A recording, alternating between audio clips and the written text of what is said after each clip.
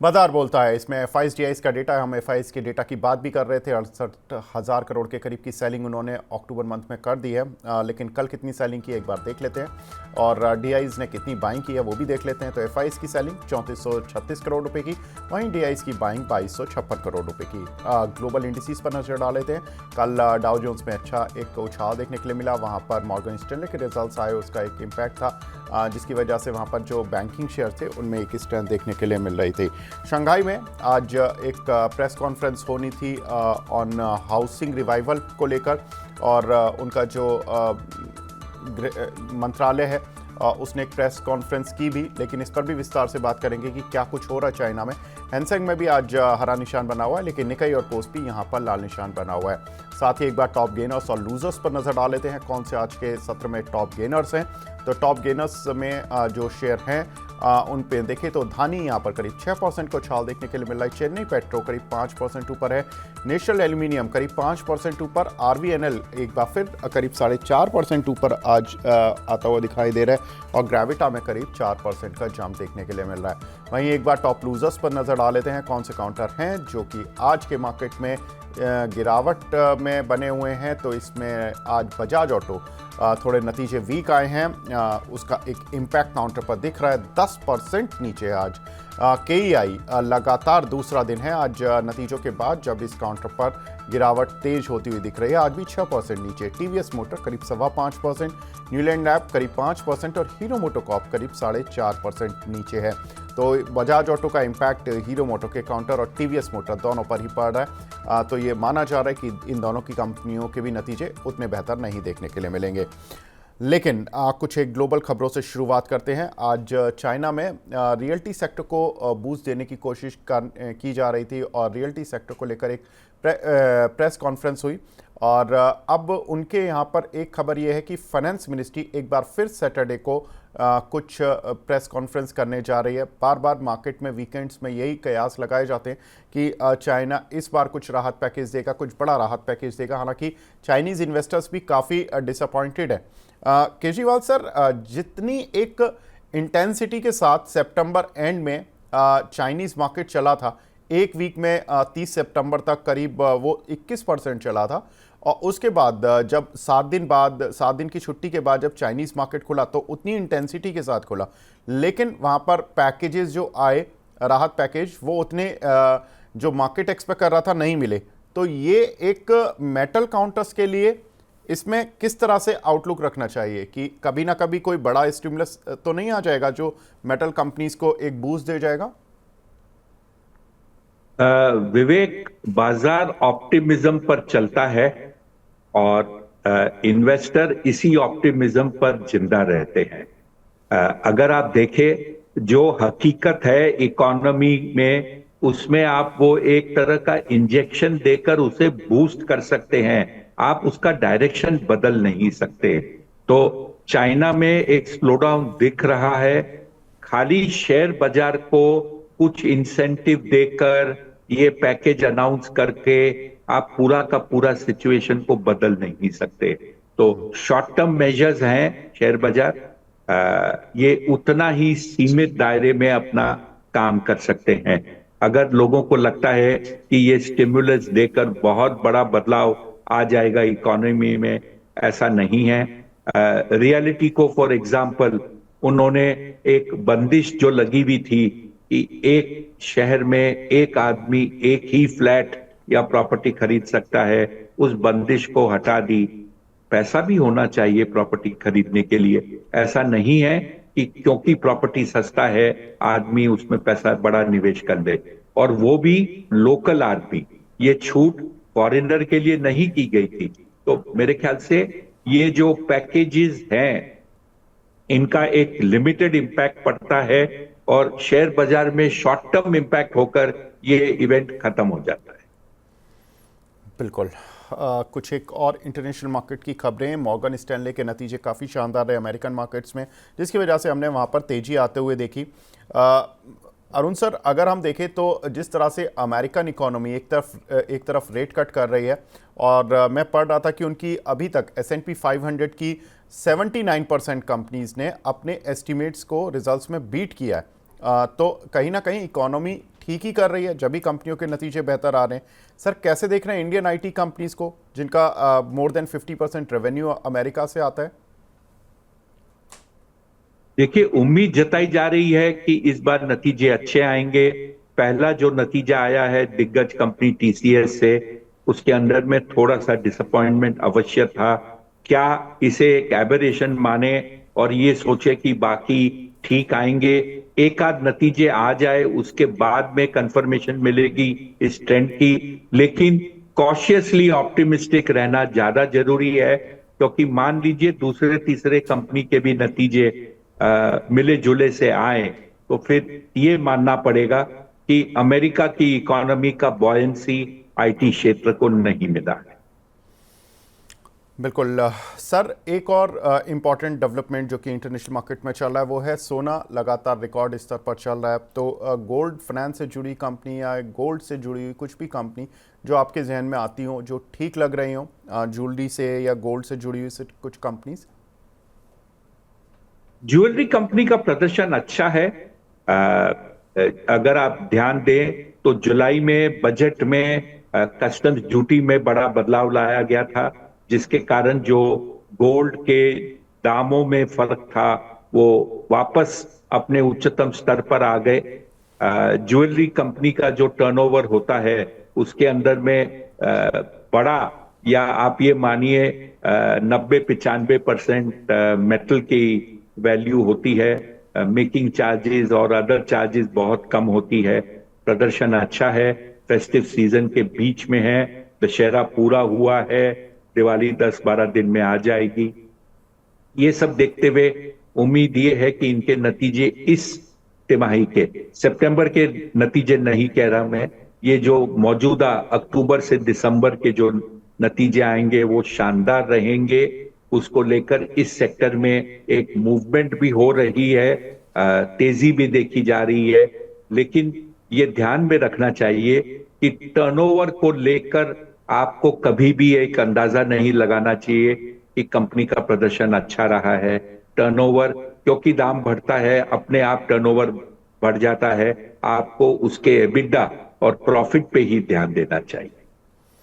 जी, काफ़ी सारे दर्शक सर आपका वेट भी कर रहे थे और काफ़ी दर्शकों के आप फेवरेट भी हैं। मैं कुछ दर्शकों के सवाल इसलिए ले लेता हूं। सर अंबर सिंघा जी का सवाल है, सीडीएसएल में सर फ्रेश एंट्री बन सकती है क्या 1 महीने के लिए?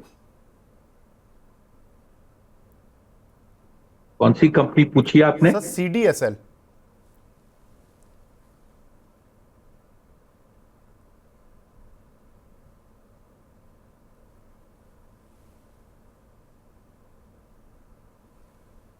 इसका पूरा नाम क्या हुआ करता था पहले?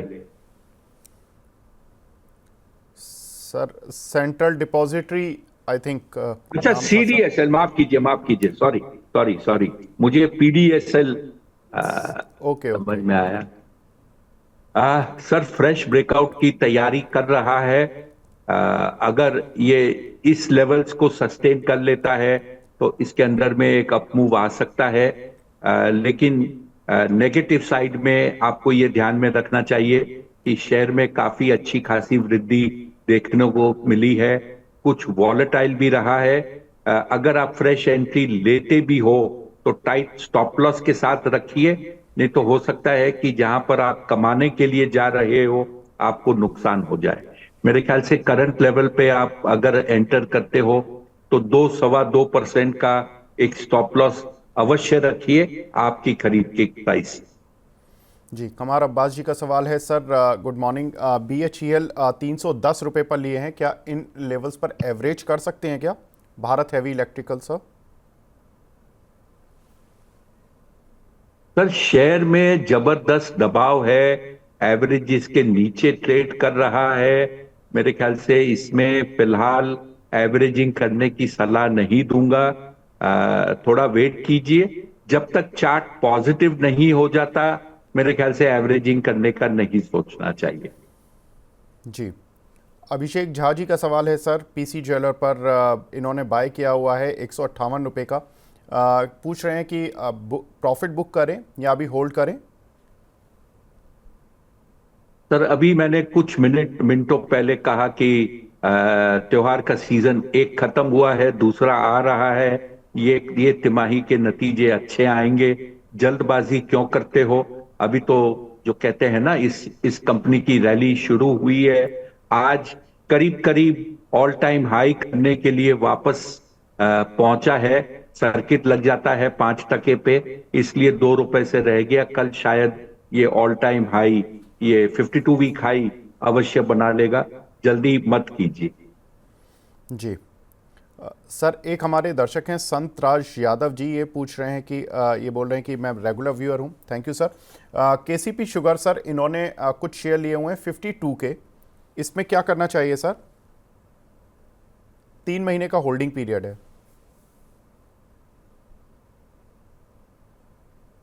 सर, शेयर दबाव में है। एवरेज इसको तोड़कर नीचे ट्रेड कर रहा है। मेरे ख्याल से इसे कुछ समय लगेगा कंसोलिडेट करने के लिए, ऊपर की चाल करने के लिए। 3 महीने का आपका समय है।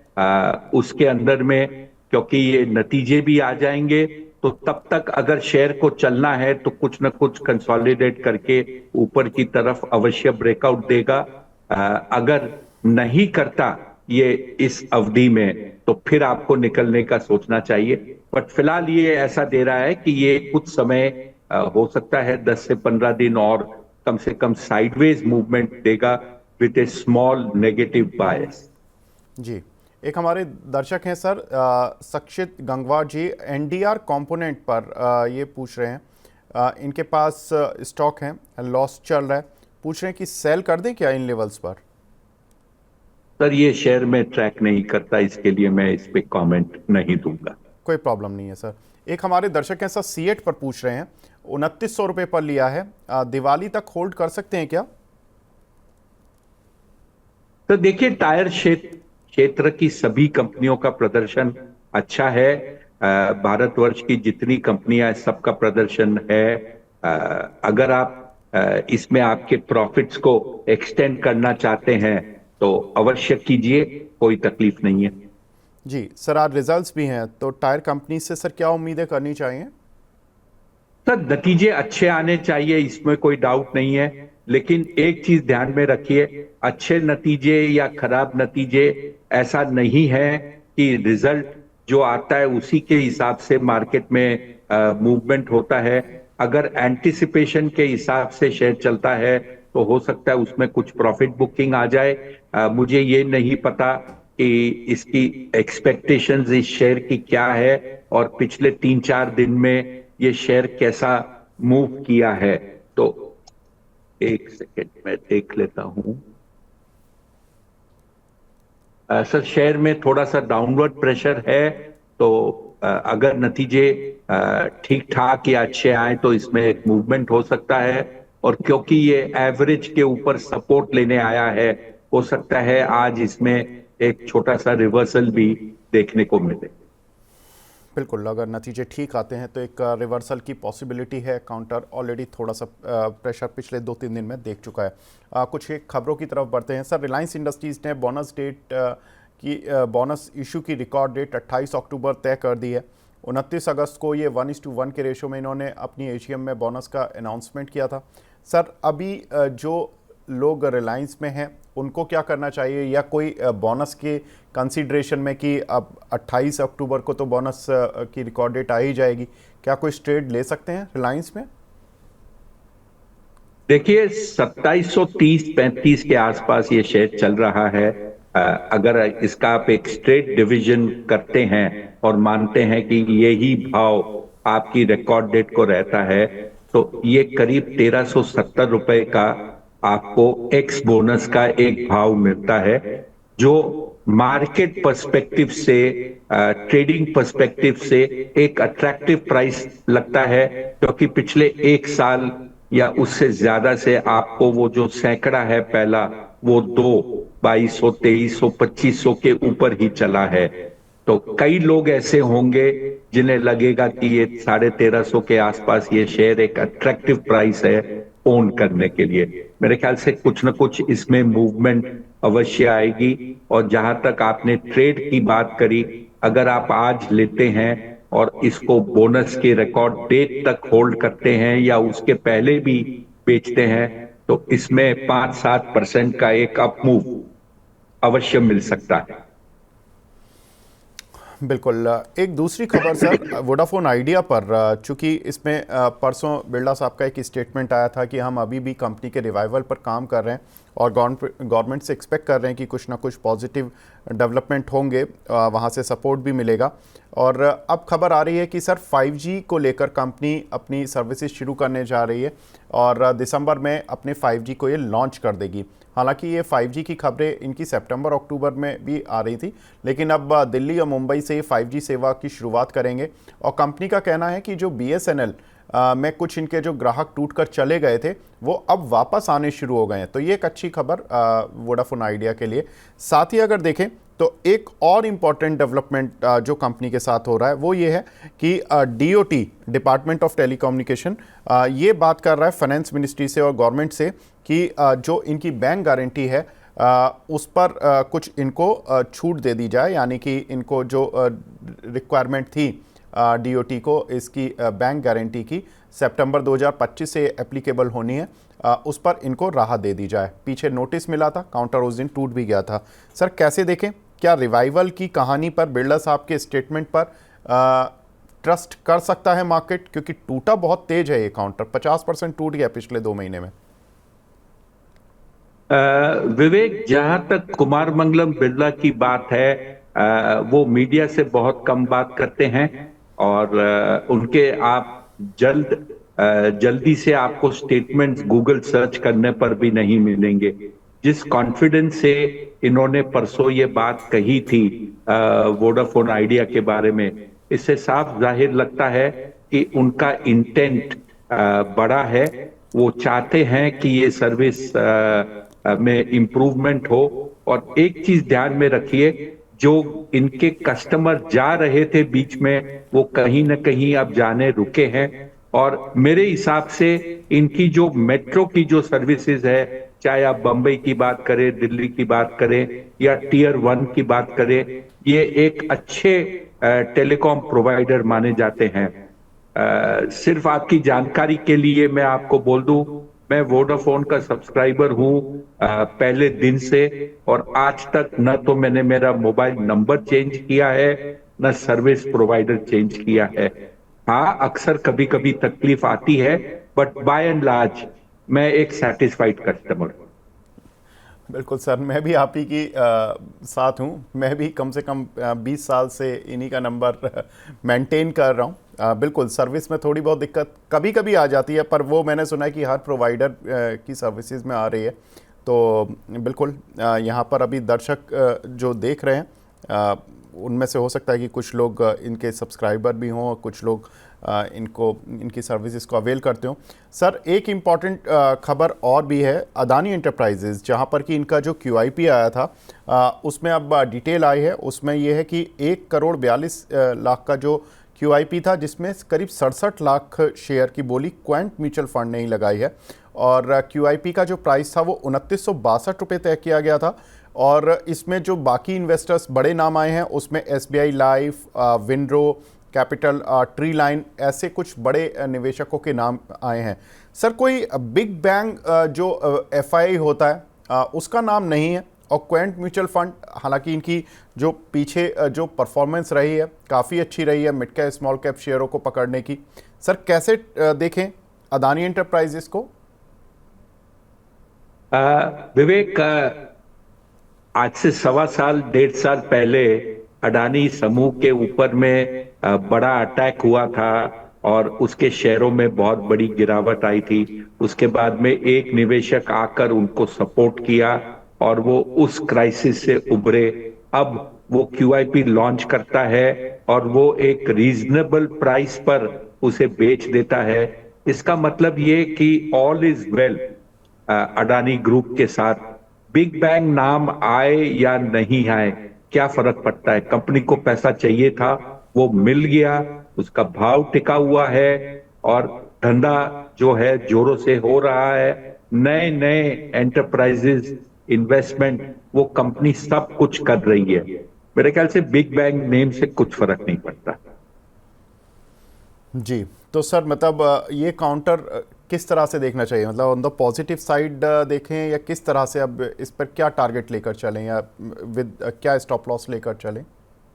विवेक, इस कंपनी में दो चीज ध्यान में रखिए। ये एक मदरशिप कंपनी है अडानी समूह की। जितने नए बिजनेसेस होते हैं वो इसमें हाउस्ड होते हैं। ये कंपनी उसपे नर्चर करती है, और जब वो थोड़ी सी साइज और स्केल में हो जाती है तब उसको डाइवेस्ट करके अलग कंपनी इसमें से निकाल कर बनता है। ये सब देखते हुए ये साफ समझ में आता है कि अगर आप थोड़ा सा रिस्क लेना चाहते हैं और अडानी समूह की ग्रोथ की बात करना चाहते हैं तो इसमें निवेश करना चाहिए।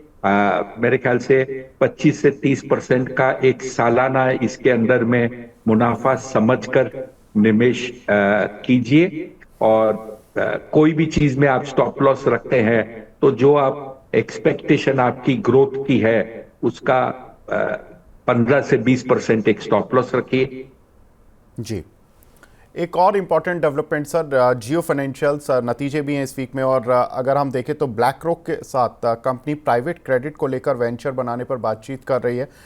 इस जेवी में दोनों का ही हिस्सा 50-50% होगा, और जो क्रेडिट दिया जाएगा वो हर क्लास के कस्टमर्स को दिया जाएगा, वो भले ही एमएसएमई में लोन हो या बड़ी कॉर्पोरेट्स को लोन हो। सर किस तरह से देख रहे हैं जियो फाइनेंशियल्स को?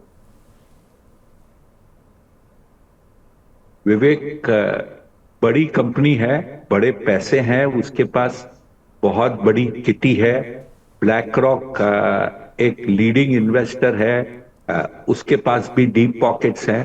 तो आपके पास एक नई संस्था हो जाएगी जो हर तरह के ग्राहक को लोन देने की क्षमता रखेगी, और उसके पास में पैसे की कमी नहीं होगी लोन देने के लिए।